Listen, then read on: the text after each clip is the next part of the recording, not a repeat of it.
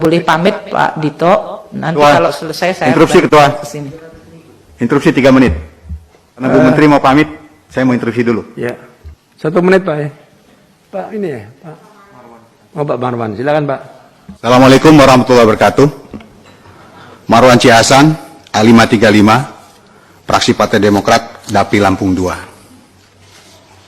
Saya ingin mengingatkan Ibu Menteri tentang pernyataan Ibu Menteri bahwa program IKN 2022 akan menggunakan dana PEN pada siaran pers kemarin, dan itu baru saja dipertegas oleh Ibu Menteri. Saya ingatkan bahwa Perpu nomor 1 tahun 2019 yang menjadi Undang-Undang nomor 2 tahun 2020 pasal 11 sangat jelas menyatakan bahwa program PEN itu dimaksudkan untuk melindungi, mempertahankan, dan meningkatkan kemampuan ekonomi para pelaku usaha dari sektor real, sektor keuangan dalam menjalankan usahanya. Jadi saya ingatkan Ibu, ya, jangan sampai kita terjerumus pada pelanggaran peraturan perundang-undangan yang sudah kita buat. Kriteria mana IKN itu masuk pada pasal ini? Apakah dia termasuk kategori melindungi, meningkatkan kemampuan, dan lain sebagainya sebagai akibat dari dampak pandemi COVID-19? IKN itu sesuatu yang baru, yang tidak berdampak apa-apa, dia cuma kebun dan hutan saja yang mau kita bangun. Nah, jadi saya ingatkan Ibu Menteri dan juga kawan-kawan di Komisi 11 agar kita tidak melanggar undang-undang yang sudah kita buat dan kita setuju bersama. Terima kasih Ibu Menteri, terima kasih Pak Ketua. Assalamualaikum warahmatullahi wabarakatuh. Baik, saudaraku, kita sudah dengar semua tadi pernyataan dari perwakilan anggota DPR RI yang berasal dari Partai Demokrat. Jadi kalau kita lihat di sini hanya Partai Demokrat yang berani ingatkan Menteri Keuangan terkait biaya IKN. Nah, kemudian saya akan bicara, kawan. Ini pembangunan, rencana pembangunan IKN, ibu kota negara di Kalimantan. Ya, saya rasa banyak pihak yang setuju dan tidak sedikit juga pihak yang tidak setuju.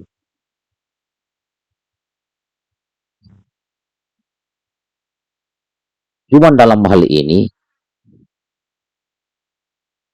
terkait masalah biayanya, dananya, ya, yang dikelola oleh Menteri Keuangan. Dan di sini hanya dari Partai Demokrat yang berani mengingatkan Menteri Keuangan terkait masalah pembiayaan ini, yang sampai dari dana PEN.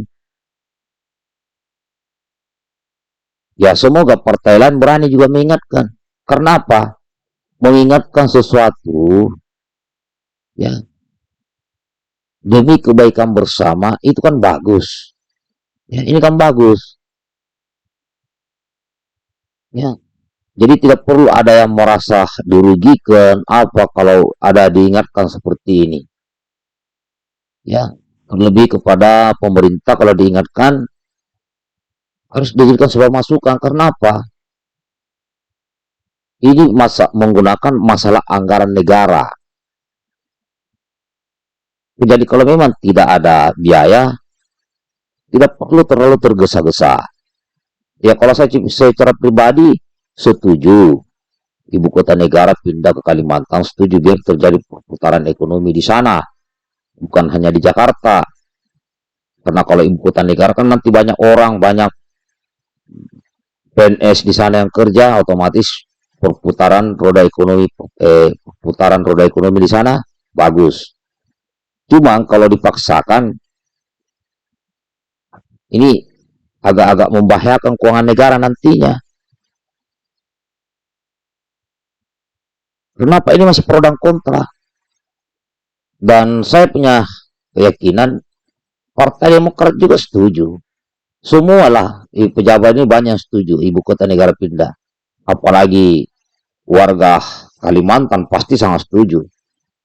Saya sendiri setuju ibu kota negara pindah. Kalau bisa setiap 50 tahun ibu kota negara pindah. Mungkin habis dari Kalimantan pindah ke Sulawesi atau ke Sumatera atau ke Papua. Ya. Jadi ibu kota negara dibangun di wilayah yang belum maju. Kalau di Jakarta kan sudah maju. Jadi Jakarta mungkin dijadikan sebagai kota wisata atau apa, atau kota industri bisa juga. Karena bagaimanapun sangat penting pemerataan ekonomi di seluruh Indonesia. Nah, salah satunya dengan pemindahan ibu kota negara. Nah, cuma yang perlu kita ingatkan sama-sama adalah masalah pembiayaan. Jangan sampai pos-pos keuangan negara ini timpang. Apalagi kita hanya mengandalkan utang. Yang penting sudah ada rancangan. Sehingga siapapun presidennya di masa datang tetap melanjutkan pembangunan dengan cara dicicil, step by step. Apa dulu yang dibangun, ya siapa dulu yang pindah. Jangan dipaksakan semuanya harus lengkap pindahnya, tidak perlu. Apakah yang pindah dulu beberapa kantor kementerian dulu, ya, mengingat di tempat IKN ini masih sepi dan di sana masih banyak perkebunan, ya, banyak hutan. Nah, mungkin yang pindah dulu Menteri Kehutanan dan Menteri Menteri Perkebunan kah apa itu, ya, Menteri Pertanian, Menteri Kehutanan, Menteri Pertanian yang pindah duluan, sehingga ini dicicil bisa bergerak. Kalau di sana ada Menteri Kehutanan, Menteri Pertanian, ya itu masyarakat lebih dekat sehingga pertanian dan perkebunan di sana semakin mantap. Kalau ada uang lagi, geser lagi menteri apa. Ya. Kalau TNI Polri masih bisa di-cover oleh Kodam dan Polda yang ada di Kalimantan. Sisa taruh di situ markas. Ya, ada markas, ada batalion dari Angkatan Darat. Ya kan? Mungkin di situ dilengkapi dengan satu batalion atau satu detasemen Brimob untuk jaga keamanan.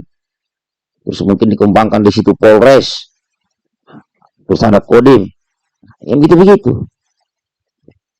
Ini mantap, ya, sip.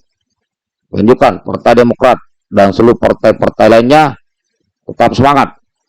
Mereka NKRI harga mati. Assalamualaikum warahmatullahi wabarakatuh.